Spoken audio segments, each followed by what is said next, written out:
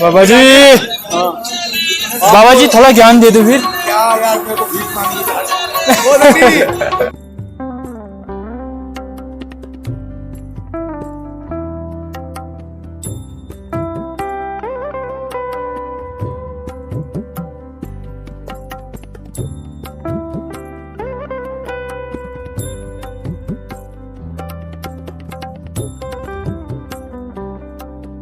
तो इसी गुफा में लिखी थी गणेश जी ने महाभारत, और यहाँ पर जो वेद व्यास जी हैं उन्होंने बोला था, और गणेश जी ने इसी गुफा के अंदर लिखा था। तो महाभारत की रचना इसी गुफा पर हुई है। तो गणेश गुफा इस तरह से दिखता है।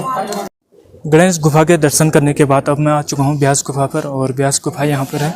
तो देख सकते हैं काफ़ी ज़्यादा भीड़ लगी है अभी, और यहाँ पर देख सकते हैं अभी यहाँ पर काफ़ी ज़्यादा श्रद्धालु आ रहे हैं। और जितने भी यहाँ पर लोग आ रहे हैं, पहले गणेश गुफा, व्यास गुफा, भीम पुल और सरस्वती नदी का दर्शन कर रहे हैं। और साथ में यहाँ पर देख सकते हैं यहाँ पर एक दुकान है, और दुकान के सामने लिखा है भारत की अंतिम चाय की दुकान लिखी है, जो कि पिछले साल नवंबर तक थी। और इसमें अभी एक नया बोर्ड लग चुका है जिसमें लिखा है भारत की पहली चाय की दुकान। तो नवंबर से ये हो चुकी है भारत की पहली चाय की दुकान। तो चलिए दोस्तों, चलते हैं अब श्री वेदव्यास गुफा में, और वहाँ से आपको दिखाएंगे श्री वेदव्यास जी का गुफा। तो दोस्तों, जैसे हम व्यास गुफा पर आए तो हमें व्यास गुफा के जो पंडित हैं वो मिल गए हैं। तो इनसे थोड़ी सी जानकारी लेते हैं इस गुफा के बारे में। तो पंडित जी थोड़ा सा बता दीजिए। तो बोल बद्री विशाल भगवान की जय, वेद व्यास महाराज की जय। तो वेद व्यास जी ने इसी पावन गुफा में बैठ करके जितने भी हमारे ग्रंथ, वेद, पुराण, शास्त्र हैं वो सब यहीं पे लिखे थे। अच्छा। लेकिन महाभारत को लिखने के लिए वेद व्यास जी के पास समय की कमी थी। द्वापर का अंतिम समय था, कलयुग आने वाला था, इसलिए इन्होंने जो है गणेश जी को बुलाया। अच्छा। तो गणेश जी ने शर्त रखी कि श्रुते तत्प्राह विघ्नेषु यदि मैं लेखनी क्षणम, कि लिखते वक्त मेरी लेखनी क्षण भर भी रुकनी नहीं चाहिए, क्योंकि गणेश जी दोनों हाथों से लिखा करते थे। तो यहाँ से वेद व्यास जी महाभारत बोले, गणेश गुफा में गणेश जी लिखे। और महाभारत के बाद भी संतुष्ट नहीं हुई वेद व्यास जी को। तब अंत में नर नारायण भगवान को प्रणाम किया, माँ सरस्वती की वंदना की, तब भागवत महापुराण की रचना की थी। और भागवत महापुराण की जय। तो फर्स्ट नंबर में गुफा के जो दर्शन है, फर्स्ट में विष्णु जी विराजमान हैं, दूसरे वेद व्यास जी प्राचीन मूर्ति, तीसरे पे सुखदेव जी व्यास जी के पुत्र जो 12 साल तक रहे थे माँ के गर्भ में। कहा कि जब तक श्री कृष्ण जी के दर्शन नहीं हुए मैं जन्म नहीं लूंगा। लास्ट चौथे नंबर पे हैं वल्लभाचार्य जी। ये 500 साल पहले यहाँ पे आए चंपारण छत्तीसगढ़ से। उस समय कोई साधन नहीं था आने जाने का, कैसे आए होंगे। एक ही सूत्र को लेकर आए थे कि जहाँ पे ज्ञान को देने वाली माँ सरस्वती हो, सम्यप्रास नामक क्षेत्र हो, बेरी की झाड़ी हो, वहीं पे व्यास जी का पुण्य धाम होगा।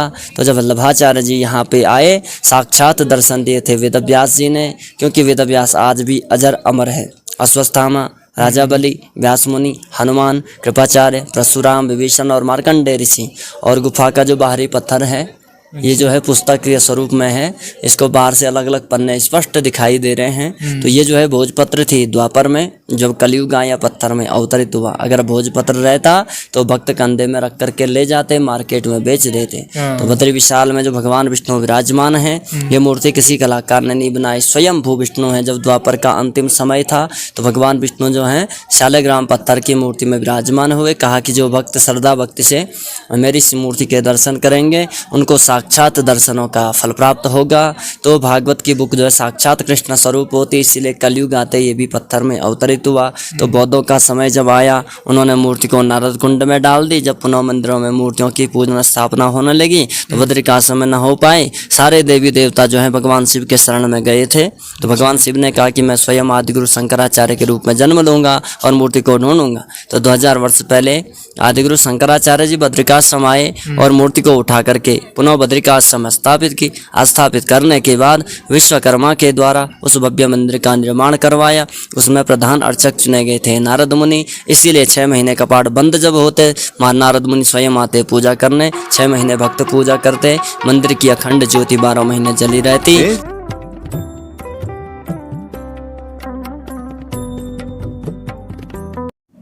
व्यास गुफा के दर्शन करने के बाद हम अब आ चुके हैं सरस्वती नदी के उद्गम स्थल पर, और नीचे देख सकते हैं यहाँ पर दिख रही है सरस्वती नदी।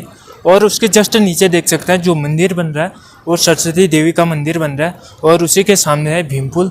तो अभी हम यहाँ जो मुहाना है उसको देखने के बाद वहीं पर जाएंगे और आपको दिखाएंगे सरस्वती माता का मंदिर और यहाँ पर है भीम पुल।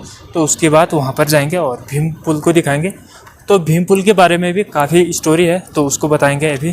तो अभी जहाँ पर हम जा रहे हैं वो नीचे जा रहे हैं, यहाँ देख सकते हैं और आपको एक गुफा नज़र आ रही होगी यहाँ से।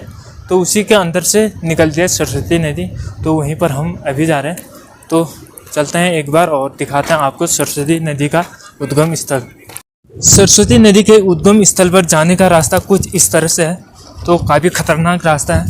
तो यहाँ से हम चलते हैं और ये नीचे दिख रही है सरस्वती नदी और यहाँ पर ये रास्ता बहुत ही खतरनाक लग रहा है। तो धीरे धीरे चलते हैं और तो हम यहाँ से आ चुके हैं। अब यहाँ का रास्ता भी खतरनाक है। तो यहाँ से बिल्कुल झाड़ी वाला इलाका आ गया और यहाँ से हमें घुसकर जाना पड़ेगा क्योंकि यहाँ पर पूरा देख सकते हैं ऊपर झाड़ियाँ हैं और यहाँ पर गिरने का खतरा भी है थोड़ा। तो यहाँ से थोड़ा दिख रहा है यहाँ से, तो कैमरे में नहीं आ रहा है अभी। तो हम नीचे जाने की कोशिश करते हैं और आपको दिखाने की कोशिश करेंगे। तो काफ़ी ये जो जहाँ से नदी निकल रही है काफ़ी डरावना लग रहा है बिल्कुल। और यहाँ के रास्ते भी बड़े खतरनाक हैं, ये देख सकते हैं इस तरह के पत्थर हैं। और यहाँ से चलते हैं यहाँ और थोड़ा शायद यहाँ से और दिखने लग गया है और आगे चलते हैं और आगे चल के और दिखाने की कोशिश करते हैं आपको।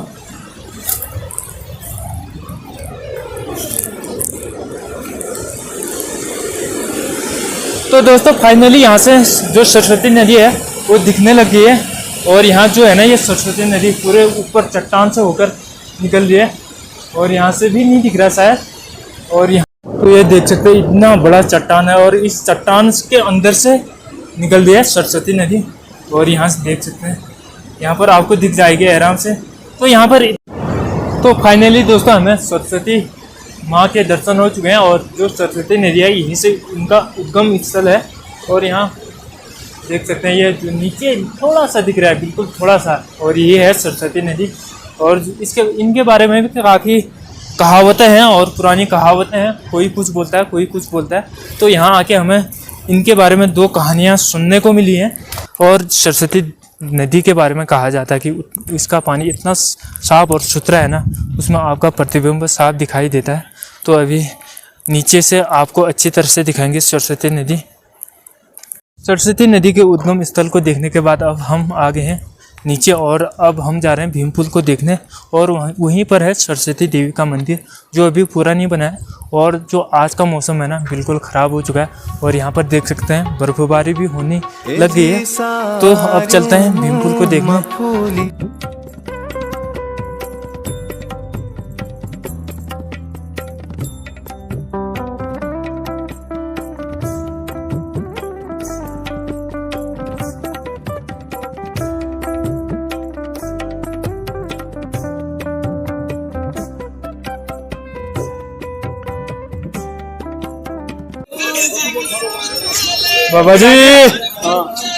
बाबा जी थोड़ा ज्ञान दे दो फिर। क्या यार मेरे को भीख मांगी तो बाबा जी बोल रहे हैं मुझे भीख मांगना है पर हटो बल।